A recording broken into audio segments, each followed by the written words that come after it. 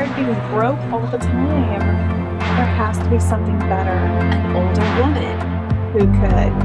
take care of you. Yeah, that wouldn't be so bad.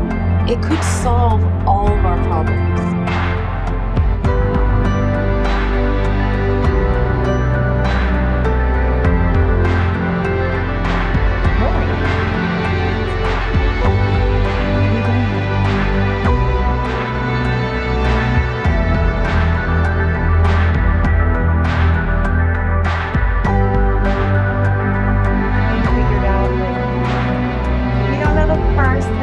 Making it with a woman. How hard can it be?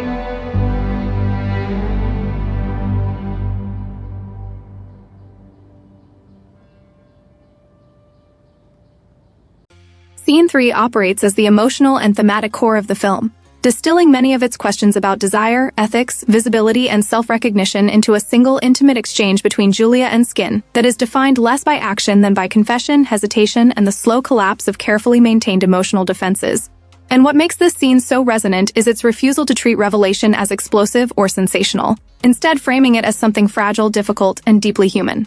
The scene begins with a gesture that is itself significant. Julia seeks advice rather than validation, positioning her longing within the socially sanctioned framework of mentorship and guidance, a move that reflects how queer women are often taught to approach their deepest questions indirectly, especially when those questions involve authority figures, professional boundaries, or socially risky truths.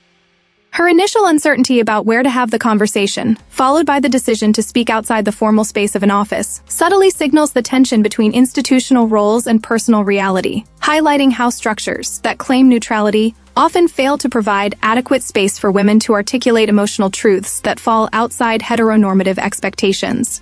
Julia's insistence that the matter is personal but not dangerous underscores a learned need to reassure others that her inner turmoil is manageable, contained, and not disruptive. A pattern familiar to many women who have internalized the belief that their feelings must never inconvenience others. When she begins to speak about her boyfriend, she does so with care and generosity, emphasizing his goodness and loyalty, which reflects the way women are often conditioned to soften their own dissatisfaction in order to protect male partners from discomfort, even when those relationships no longer align with their authentic desires. The difficulty Julia has in articulating what is wrong, punctuated by pauses and repetition, conveys how language itself can feel inadequate when trying to name a misalignment between social expectation and internal truth, particularly for queer women who may not yet have access to affirming narratives that validate their experience. Her admission that she is not attracted to him is presented not as a condemnation but as a realization, and the scene treats this realization as ethically serious, acknowledging the weight of honesty and the fear of causing harm even when harm is unavoidable. What follows is one of the scene's most important turns. Julia does not ask how to leave the relationship, but how to remain within it while still acknowledging her attraction to women, a question that speaks volumes about the pressure to preserve heterosexual frameworks at all costs, and the belief that queer desire must be accommodated rather than centered. This question also reflects a broader cultural narrative that treats women's attraction to women as supplementary or negotiable, something that can exist alongside heterosexual partnership without demanding structural change, and the film presents this not as naive but as tragically understandable.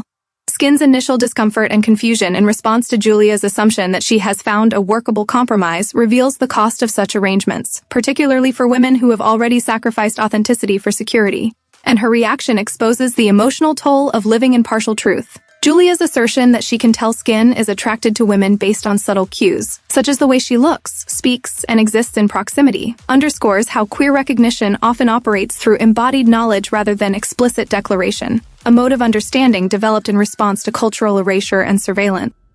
This moment also introduces an ethical tension, as Skin's sense of privacy is momentarily breached by Julia's certainty, reflecting the vulnerability that comes with being seen before one is ready to be known.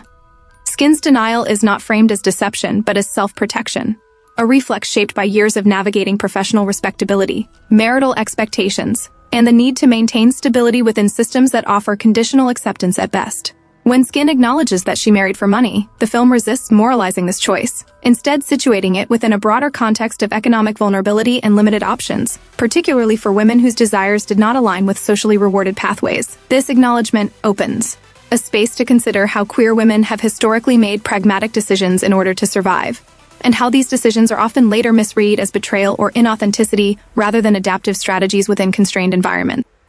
The emotional shift that follows, as Skin speaks about how she feels in Julia's presence, is marked by simplicity rather than drama, emphasizing sensation and breath rather than declaration, which reinforces the film's commitment to portraying intimacy as something that unfolds quietly and accumulatively. Julia's recognition that these feelings are mutual does not arrive as triumph but as relief, a shared exhale after prolonged restraint. And the scene honors this moment by allowing it to remain unresolved, resisting the urge to transform emotional truth into immediate action.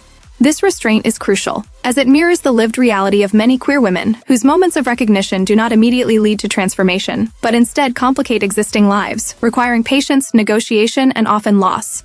The power dynamic between Julia and Skin, shaped by age, professional status, and life experience, is handled with care, acknowledging the asymmetry without exploiting it. And the scene invites viewers to consider how mentorship can blur into admiration, and how admiration can evolve into longing without either being inherently unethical. By centering consent, hesitation, and mutual recognition, the film challenges simplistic narratives that frame such dynamics as inherently predatory or transgressive, instead insisting on nuance and ethical attention. For lesbian viewers, this scene resonates as a portrait of delayed self-recognition, the moment when private certainty finally finds language, even if that language arrives imperfectly and at personal cost.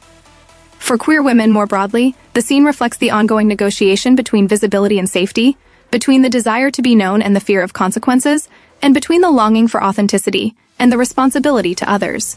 The film's refusal to sensationalize this exchange stands in stark contrast to cultural tendencies to either eroticize or dismiss women's emotional bonds, and by treating the scene as a serious conversation with real stakes, it affirms the legitimacy of women's interior lives. The narrative also speaks to women outside the LGBTQ+ community by exploring themes of burnout, emotional labor, and the exhaustion of living in roles that no longer fit, highlighting how the pressure to be agreeable, grateful, and stable can obscure deeper dissatisfaction. The scene critiques the cultural expectation that women should prioritize continuity over truth, particularly when that continuity benefits existing power structures, and instead suggests that emotional honesty, while disruptive, is necessary for ethical living. By positioning this conversation within a broader anthology of women's stories, the film situates Julia and Skin's exchange as part of a collective experience rather than an isolated incident, reinforcing the idea that women's love for women is neither rare nor aberrant, but woven into the fabric of social life. The scene's emphasis on breath, proximity, and unspoken understanding underscores the embodied nature of desire, while its careful pacing allows viewers to sit with discomfort and uncertainty rather than rushing toward resolution. In doing so, the film resists the demand for queer narratives to provide neat conclusions or moral clarity, instead honoring the complexity of becoming visible to oneself and others. This approach challenges both erasure and sensationalism by insisting that women's relationships deserve the same narrative seriousness afforded to heterosexual ones, complete with ambiguity, ethical tension, and emotional depth. Ultimately, Scene 3 is not about forbidden attraction or scandal, but about the courage required to acknowledge what has always been present, and the quiet resilience involved in holding that truth in a world that remains ambivalent about women's love for women.